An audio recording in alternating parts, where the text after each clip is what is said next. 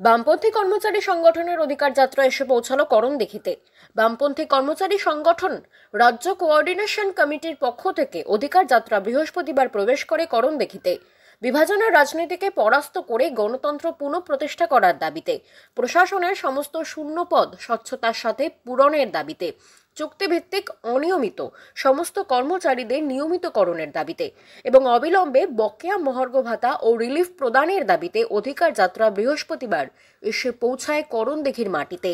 করণদিঘি বাস স্ট্যান্ডে পথসভা করে পথসভায় বামপন্থী এক কর্মচারী বক্তব্য রেখে গেরুয়া শিবিরকে তীব্র কটাক্ষ করেছেন। তিনি বলেছেন, প্রতি বছর বিজেপি সরকার 2 কোটি বেকারের চাকরি দেওয়ার প্রতিশ্রুতি দিলেও তা রাখেনি, বরং বেসরকারি হাতে সব সঁপে দিয়েছে। রেল থেকে ব্যাংক কিছুই বাদ রাখেনি বেসরকারি হাতে সঁপে দেওয়ার থেকে। রাজ্য কোঅর্ডিনেশন সাধারণ সম্পাদক বিশ্বজিৎ চৌধুরী সঙ্গে বলেন, 17 ফেব্রুয়ারি থেকে শুরু হওয়া অধিকার যাত্রা শেষ হবে 10ই মার্চ। আমাদের যাত্রার মধ্য দিয়ে রাজ্য তথা দেশের গণতন্ত্র আক্রান্ত, সেই গণতন্ত্র পুনরুদ্ধারের দাবিতেই আমাদের এই যাত্রা।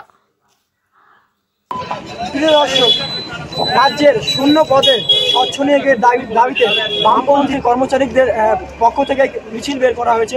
সে মিছিল ইতিমধ্যে করণদিঘির মাটিতে এসে প্রবেশ করেছে। সে সংগঠনের রাজ্য সম্পাদক রয়েছেন, তার সঙ্গে আমরা কথা বলে নেব এবং আজকে আমাদের কি বিষয়ে আমরা অধিকার যাত্রা সংগঠিত করছি। 17ই ফেব্রুয়ারি থেকে সেই অধিকার যাত্রা শুরু হয়েছে, সমাপ্ত হবে 10ই মার্চ পর্যন্ত।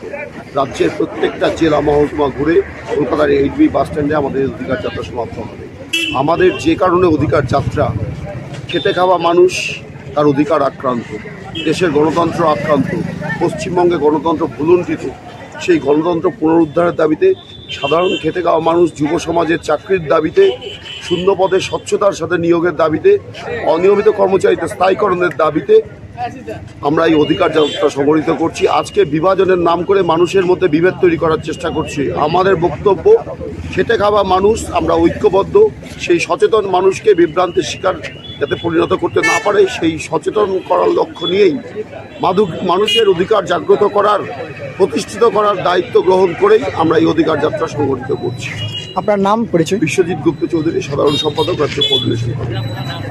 সরকার দিতে চাইছেন না, সব বেসরকারি হাতে চলে যাচ্ছে।